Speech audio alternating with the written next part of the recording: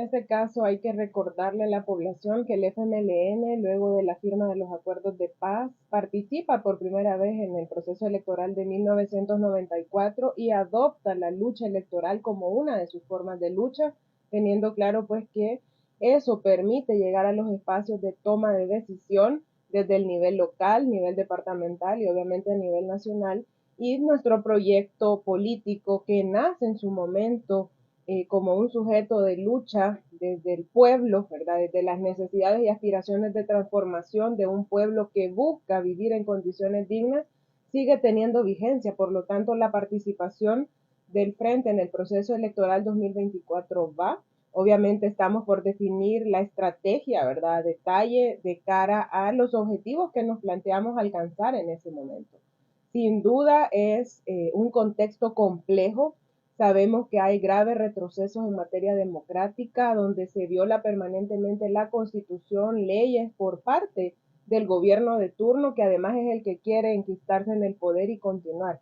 Pero el FMLN, respetuoso de la ley, de los procesos, obviamente participa en ese marco, ¿verdad? Lo que nos compete a nosotros como partido, desarrollar nuestro proceso interno, fortaleciendo la democracia interna del partido, la militancia, la voz que decide también de cómo se debe participar, es lo que buscamos. Y obviamente sobre la base de la realidad también política de nuestro partido en cada uno de los territorios se va a definir. Ahorita es todavía, digamos, como una fase bien general, como un banderillazo de salida, que además mandata a nuestra militancia a poner el máximo esfuerzo en el desarrollo de la estrategia electoral que defina la dirección del partido en torno a el establecimiento de alianzas. Y en el territorio, obviamente, estas alianzas se expresan a través de los sectores, aquellos en los cuales hay coincidencia en agendas comunes, ¿verdad? En el tema ambiental, mujeres, juventudes, y ahí se va construyendo. Yo creo que en el camino de aquí al menos a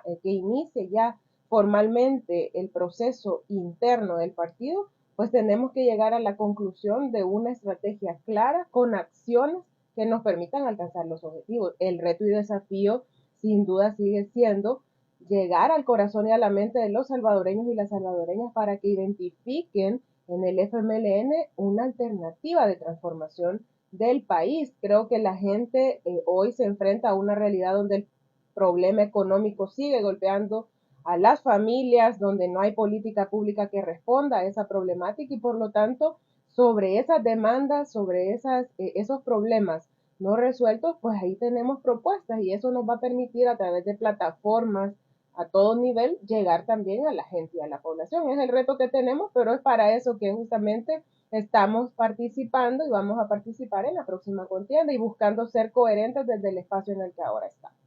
Ok, diputada, en otro tema, ¿qué expectativas tienen o cómo evalúan la comisión ad hoc que actualmente estudia la reforma a la ley de pensiones? ¿Qué expectativas tienen? ¿Se aprobará este año?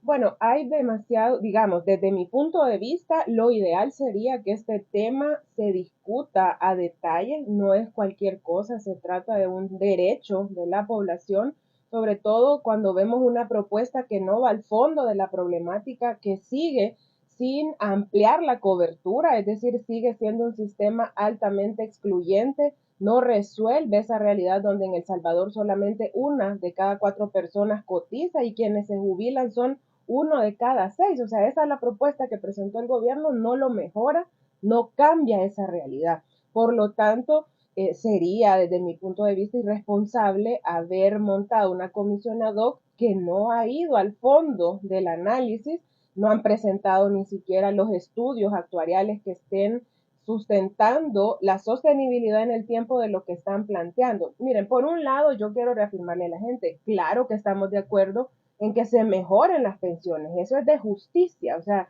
nadie puede oponerse a eso. Y si ellos plantean que la pensión mínima va a ser de $400, pues que lo dejen planteado en el texto, porque el texto en el artículo 114 dice otra cosa, mantiene la pensión mínima en 304, que no le mientan a la gente. Hay en el tema de pensiones diferentes aristas. Uno, que es el centro quizás, digamos, donde debe transversalizarse todo el análisis, que es un derecho dado en el artículo 50 de la Constitución.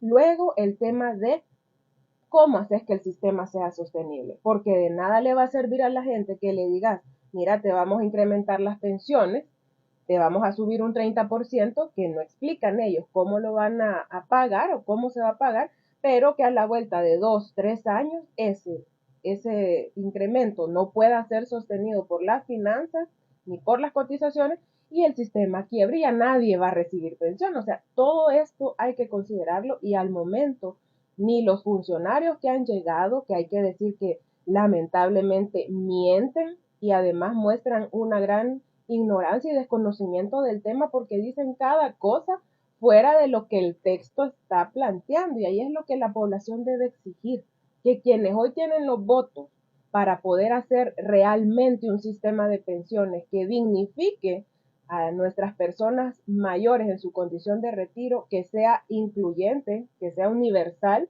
que también sea sostenible en el tiempo. Hay otros puntos que han causado un gran debate también a nivel de la opinión pública, como por ejemplo la posibilidad de que la gente veía en su ahorro una opción de optar por el adelanto o el anticipo del 25%, que ha habido algunas aseveraciones en torno a este tema también bastante irresponsables, que habría que decirle a los funcionarios que lo han propuesto o a quienes ahora tienen aquí los votos en la Asamblea Legislativa, que de esto, porque miren, la gente ante la necesidad económica que hoy vive, ve como una alternativa esos recursos. Y ahora dicen que eso ya no va.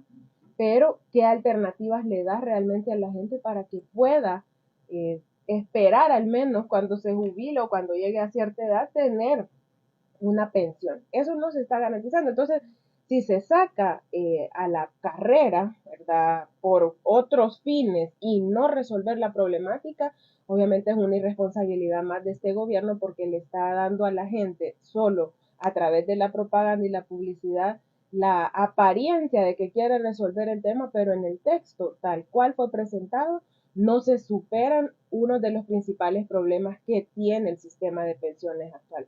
Y ya no se diga en torno a que no es cierto que la comisión de las AFP baja, y eso la gente lo puede corroborar en las redes a través de las páginas de las AFP, como actualmente en concepto de comisión el porcentaje es 0.85%, y ellos dicen que sube al 1%. De ahí con el tema de las pensiones VIP, que es otra cosa que ha generado eh, digamos, mucho ruido por cómo lo ha manejado el gobierno, claro que deben de ser eh, disminuidas. Yo creo que por cuestión de justicia, nadie puede tener pensiones exorbitantes contra una pensión mínima que actualmente ni siquiera la quisieron subir ellos el año pasado a lo equivalente al salario mínimo, que nosotros lo propusimos en el marco de la discusión del presupuesto 2022, que subiera a 364 como está el salario mínimo y no quisieron. Entonces ellos en el discurso dicen muchas cosas que no están plasmadas en la ley. Entonces, para empezar, que escuchen a todas las voces, no solo aquellos que les van a venir a decir prácticamente que avalan lo que el Ejecutivo ha presentado, que no solo aprieten el botón, que hagan una discusión real y modifiquen todo lo que en el texto tenga que ser modificado para que el sistema amplíe la cobertura, incremente la pensión mínima a $400, porque si lo dicen en el discurso, que lo dejen así en el texto. Además, el tema de las comisiones, que revisen eso.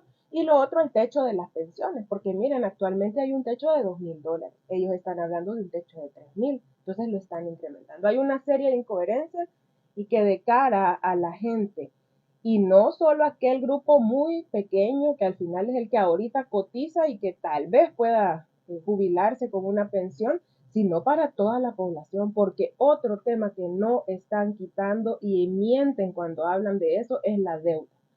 Siguen habilitando un mecanismo de endeudamiento para pensiones, ahora con el agravante de que no le establecen un techo y que no ponen tampoco las condiciones en las cuales las AFP van a tomar, digamos, se va a prestar ese dinero. Ahora las condiciones están dadas por ley y en lo que han presentado en la ley para emitir los certificados, que ahora son de obligaciones previsionales, los COP, no ponen condiciones. Entonces eso es muy preocupante porque ya hay una deuda de más de 7,000 millones de dólares al fondo de pensión, a los recursos que le pertenecen a la gente, bajo ciertas condiciones. Y hoy hay unos certificados que van a sustituir esos más de 7,000 millones de dólares que no sabemos qué tasa de interés van a pagar, no sabemos para qué plazo van. Entonces, tienen que transparentar eso, porque sigue existiendo en medio el endeudamiento, que al final ahí, aunque la mayoría de gente de manera injusta no va a tener acceso a una pensión, sí todos y todas tenemos que pagar, porque la deuda pública se paga a través de los impuestos que paga hasta el último salvadoreño o salvadoreña que va a una tienda por un dulce o por una bolsa con agua. Entonces, la propuesta es una propuesta regresiva, no tiene carácter de justicia. Y eso es uno de los principales elementos que quien tiene hoy los votos debería de estar tomando en cuenta y no lo está haciendo. Y de pasar al pleno esta iniciativa, ¿la apoyarían como grupo No, parlamentario? tal cual está, es imposible. Ya dije, nosotros al menos siempre hemos mantenido, primero no acompañamos la privatización en su momento, no acompañamos la creación del fideicomiso, que aunque ahora en el discurso dicen que lo eliminan, pero habilitan otro mecanismo para endeudar sin límite y sin decir cuánto le van a pagar al fondo de pensiones por tomar el dinero. Entonces, así tal cual está, no. Y habría que ver, por eso digo que ahorita en la comisión lo que debería de hacer es ampliar la discusión, no correr, porque si no entonces siguen ellos en el manejo de la agenda legislativa para su propaganda gubernamental de cara a otros propósitos y no para resolver los problemas de la gente y aquí específicamente en el tema de pensiones. Por otra parte, diputada, ¿darían ustedes más adelante algún posicionamiento o algo oficial en cuanto a lo que está dando a conocer la Fiscalía? Sí, nosotros siempre en torno a eso hay que decir, es difícil en el contexto en el que vivimos, donde se sabe que las instituciones no cumplen con su mandato constitucional, sino que se van más a un esquema dado, obviamente, por el control total de la institucionalidad que ahora tiene el gobierno de turno, como una agenda más desde la perspectiva política partidaria que en búsqueda de justicia y de verdad, que debería de ser de cara a los salvadoreños el objetivo. En esto hay que decir que es un proceso que ya trae años, ¿verdad? Incluso tiene a la base una sentencia, ¿verdad? Inconstitucionalidad. No conozco ahorita a detalle los argumentos o qué ha presentado la Fiscalía en torno a los requerimientos planteados. Sin embargo, no hay que cansarnos de exigir que no se convierta este tipo de situaciones en mecanismos de persecución política que hemos visto también en otras situaciones similares. Así que vamos a construir ya con más conocimiento de todo, porque ahora se ha dado a conocer la noticia, los argumentos y poder plantear más una posición, porque sin duda también hay un antecedente que hay que traer en cuenta, ¿verdad? Donde ya había incluso también justificaciones del por qué se hizo como se hizo en su momento ese proceso.